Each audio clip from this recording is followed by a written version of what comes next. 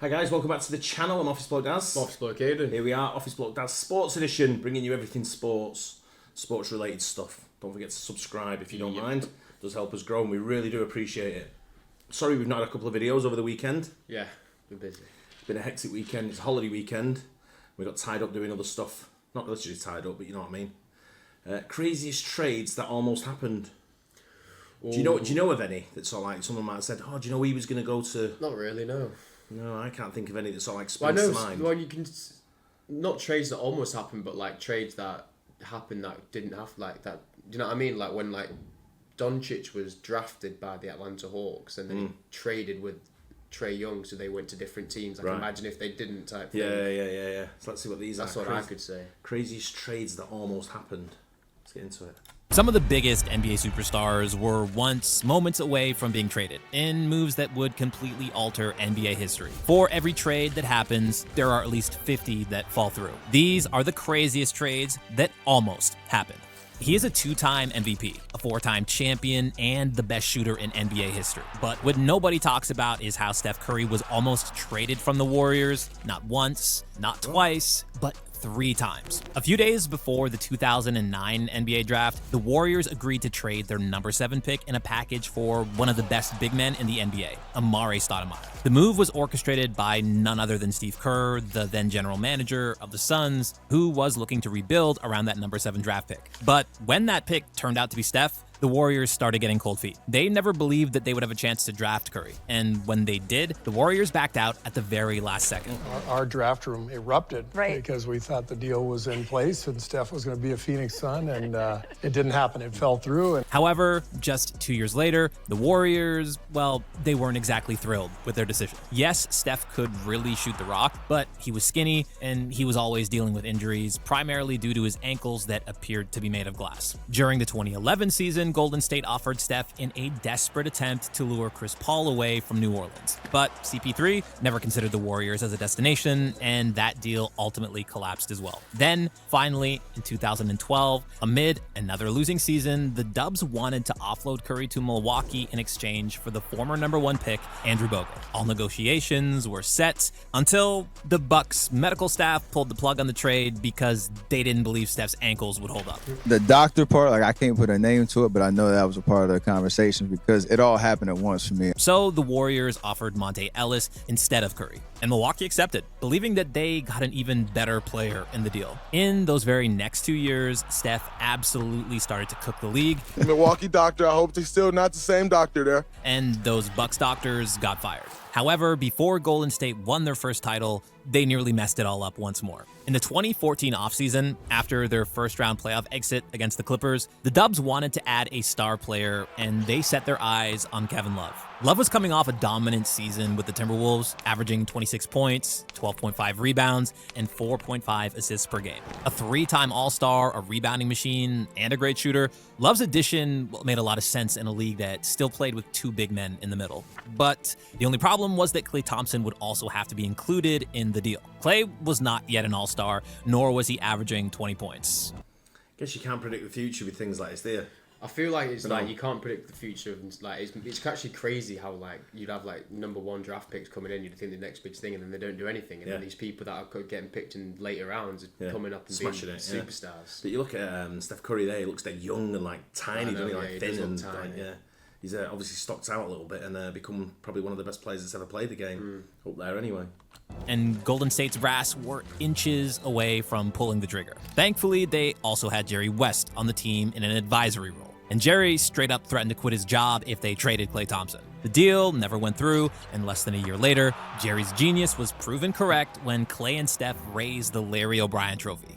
But it was in 1996, when Jerry West worked for the Lakers, that he proved to be a visionary by stealing Shaq from the Magic and absolutely bamboozling the Hornets into trading Kobe Bryant. 3 championships and 1 ugly feud later, Kobe was looking for a trade because he couldn't stand Shaq and he wanted to win on his own. When I retire, I don't want people to say, okay, you only won because of Shaq. But yet, this is the argument people will make, and I'm not okay with that. And so therefore, I knew, okay, I gotta go.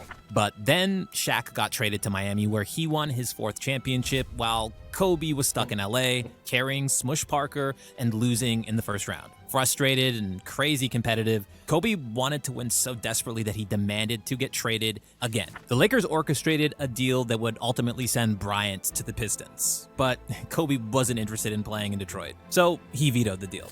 And while Kobe was looking for greener pastures, another NBA superstar was hoping to team up with him in LA. With people like Kobe Bryant, you could never imagine him playing away from the Lakers. Yeah, He's Lakers through and through, wasn't he?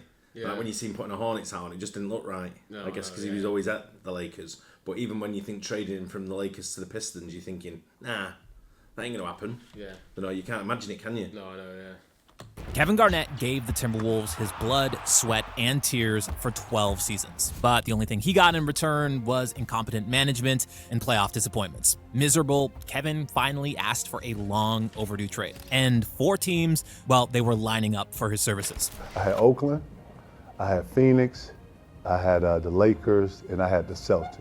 I wanted to link with Kobe, and I couldn't get him on the line. If only Kobe had picked up, maybe we could have had 2 of the meanest and most hardworking mofos on the same team, which would have been nasty. But still, it worked out in the end, as Boston and LA won 3 titles between 2008 and 2010. But during those Lakers title runs, there was one super small trade that never materialized and absolutely killed a dynasty before it was even assembled. In February of 2009, the OKC Thunder sent forwards Joe Smith and Chris Wilcox to New Orleans for Tyson Chandler, a 7-foot athletic marvel who would soon become the Defensive Player of the Year. This was 6 months before Ibaka and Harden got drafted, and if the Thunder managed to get all of them together with KD and Westbrook, forget about it. It would have been over for the league. It's over, ladies and gentlemen! But Chandler sadly was a member of the Thunder for only a day. It was the Thunder doctors who failed Chandler on his physical, believing that Chandler's left big toe might not hold up to the rigors of the NBA. Thunder general manager Sam Presti took the doctor's advice, and Chandler, well, he was returned to New Orleans. However, that wasn't the only New Orleans trade that got rescinded. This next trade was gigantic, and its veto was even bigger. In a series of events so huge the entire sports world was shaken up. And that is, of course, the 2011 Chris Paul trade to the Lakers. It was the end of the 2011 lockout, when CP announced that he wouldn't resign with New Orleans and that he'd become a free agent. Not willing to let him walk for free, the Hornets began searching for trade partners. And because CP was the best point guard in the NBA at the time, they quickly found them. Paul was supposed to become a Laker, forming a star-studded backcourt with Kobe Bryant. The Rockets, who entered this deal as a third team, they would receive Pau Gasol, while the Hornets would get veteran forwards Lamar Odom and Luis Scola, young guards Kevin Martin and Goran Dragic, and a 2012 first-round draft pick. It was a win-win-win trade that looked great on paper for everybody, but not everybody thought so. The Hornets, they were owned by the NBA, who bought the team a year earlier so it wouldn't go bankrupt and fold. And because of that, all the final decisions around the team could be decided by the NBA commissioner, David Stern. As part of our role as interim owners, the objective was to both attract a potential buyer for the franchise and then ultimately sell the franchise to someone. But before that happened, the team was up and running, they had a general manager, and they continued to work and conduct business as they normally would. We were the owners of a franchise, but we also had the dual role of approving all trades. Surely there's like a conflict of interest there with the NBA owning a franchise. I mean, I get it to stop it from going out of business. Someone's got to own it, so it's in transition. But surely there's like, you're owned by the league, people who make the rules and people who sort of like do everything, scheduling the whole 9 yards. Kind of a weird one, isn't it? Yeah, I wonder if it happens in any other sports. I don't know. I've never really thought about that, to be honest.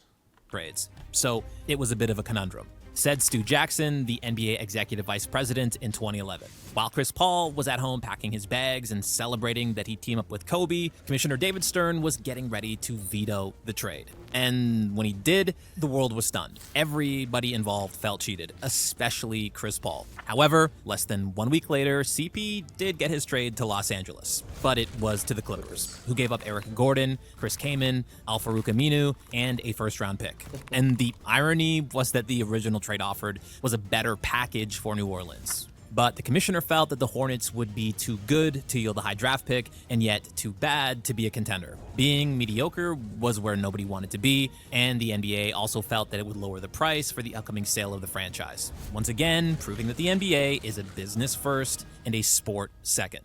But arguably, the biggest what-if trade in NBA history wasn't the CP3 trade, nor the Garnett and Kobe Bryant link-up. For the biggest near trade in NBA history, we have to go all the way back to 1984 to the Michael Jordan draft. The Rockets drafted Hakeem Olajuwon with the first pick, and the Portland Trail Blazers famously selected Sam Bowie in front of Michael Jordan. In his book, Living the Dream, Hakeem Olajuwon told the story of how Portland so desperately wanted a dominant center, but they weren't sure of Bowie's health. So they offered the Rockets the second pick in the draft and sophomore guard Clyde Drexler in exchange for Ralph Sampson, a 7'3" phenom who had just won the Rookie of the Year with the Rockets. Now, if Houston had accepted this trade, they would have Hakeem, Clyde, and the second pick in the 1984 draft, which could have been MJ. Olajuwon, Drexler, and Jordan made 36 All-Star teams combined, and would have absolutely dominated the NBA for 15 years or more if this trade went through. But this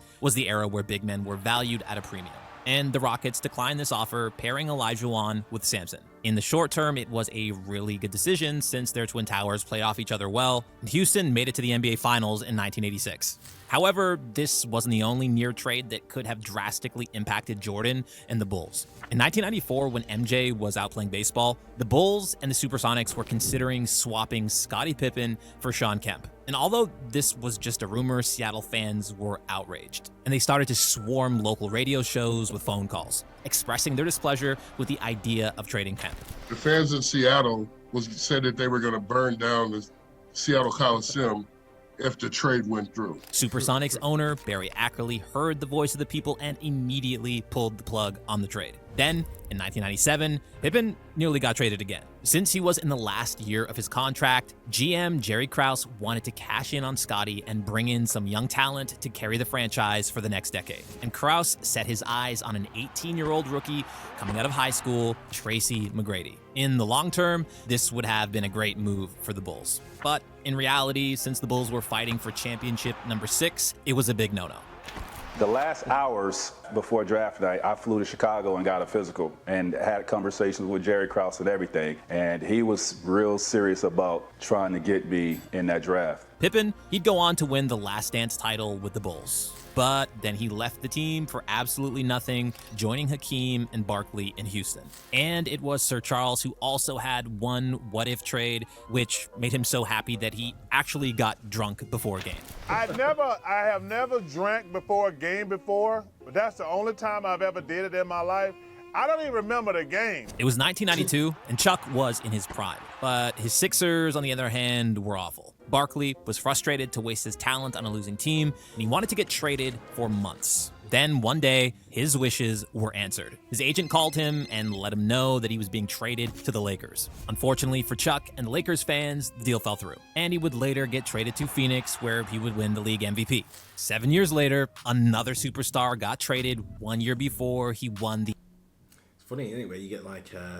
Chuck's one of the funniest guys on the NBA, though, isn't he? He is funny, yeah. But you get some of the players that sort of like travel around, they do various teams. Yeah. You know, I know Chuck's been on a few teams, but then you see other players that have been on four. Shaq's been on low. I think Shaq's played for everyone, right? Yeah, he's been on a lot of teams, hasn't he? But then you get people like Kobe, just at the Lakers. Yeah. You know, and so that's why I say you can't really vision certain people going to different places. Yeah. No, what comes into it with the trade is like, I don't know, it's obviously a lot personal wise. You've got to look into it as well and think, I'm going to be traded somewhere. I don't really, you know, imagine living in Miami and then all of a sudden you get traded somewhere cold. You've got to think about that as well. And you think, you know, I'm quite nice living in the warm weather climate. Yeah. And all of a sudden I'm being pushed out to, you know, Detroit somewhere where it's a little bit colder in the winter. Can easily happen though, can't it? Yeah, easy, yeah. Just changes your life, doesn't it? Is this Allen Iverson? I don't know. The MVP. That superstar was Allen Iverson. The year was 2000, and Iverson's coach was Larry Brown. Those two hated each other's guts. As Brown, he could not find a way to discipline AI. Iverson was extremely stubborn, but also too good to be put on the bench. It all pointed to an ugly divorce. And the 76ers orchestrated a big trade to send Iverson to Detroit in a package deal where 12 players were to be exchanged between 4 teams. In such a complicated trade, every single dollar has to balance out. And everything would have been fine if it wasn't for Matt Geiger. Geiger was the 76ers center who refused to waive his $1.2 million trade kicker, which ultimately messed up the balance sheets and killed the whole deal. If it wasn't for Geiger, Iverson would never become a cult hero in Philadelphia and won his MVP during that unforgettable 2001 Finals run. And finally, we have a 2017 trade that just may have kept LeBron in Cleveland until the end of his career. You see, the Cavs, they were just moments away from finalizing a 3-team deal that would have sent Paul George to Cleveland, Kevin Love to Denver, and Gary Harris and other pieces to Indiana. My agent, Aaron, was like, yo, we're hearing stuff from Boston. We're hearing stuff from Cleveland. Bro, I thought I was going to go to Cleveland. Cleveland was like close to getting me with Bron there. Thanks for watching Nonstop. And if you like this one, yeah, good channel Nonstop as well. Yeah. But that's, mad that some of these trades for big names there as well. All big what ifs, isn't it? I know. Could have been what could have been. Even if Chuck had gone, might have even won a title. Might have had a ring. Might have had a ring. You know what I mean? I guess it comes down to a lot of luck as well, doesn't it, with that? Getting on the right, getting traded to the right team. Yeah, of course. Yeah, that's why you'd always, like, if you're like one of the top like prospects in the draft and you're thinking about going number, you're going to go to the team that's done the worst last season. Yeah. So it's always going to be a bit like, it's never going to be the team you'd want to go to. No, really, is it? No, but you're right in the way of the other way I look at that is if I'm first pick and I'm going to the worst team from last season. So who would be the first pick? Like this season, it'd probably be someone like the Pistons or something like that. But you go there knowing that you're the start of something that could be going forward. Yeah. Do you know what I mean? If they, like Anthony Edwards, when he went to the Timberwolves, they were naff, but now they're doing quite well. He's boss now, isn't he? Yeah, he's bossing it. But at He's the same always time, boss. At the same time, he's a top player. But at the same time, if you're that one that sort of changes that team's fortunes, I don't know, if you've not made any playoffs, all of a sudden you're in the playoffs and you're pushing for the title and you're pushing for the championship. You know, that makes you become legendary, a bit like what Allen Iverson did in the Sixers. You know, he's cult. He's one of my favourite basketball players of all time. Don't know, he's just a proper ball. He's a street baller, I always say. He's just one of them players that just knows how to play a game. It's natural to him. And he was only short. He wasn't, well, saying short, taller than me, but he was only 6 foot, if that. You know, borderline 6 foot, wasn't he? He was 6 foot. Depends on what shoes he had on. Yeah. But he's, look at him now. Could have just gone into, well, I don't think people like go into obscurity, but he could well have been traded somewhere and not done anything. Not been as good. And not been as good as with people he's got around him. Enjoyed that. Good. Yeah, it was good. Hope you guys enjoyed it as well. Don't forget like and subscribe, and we'll see you on the next one. Cheers. Cheers.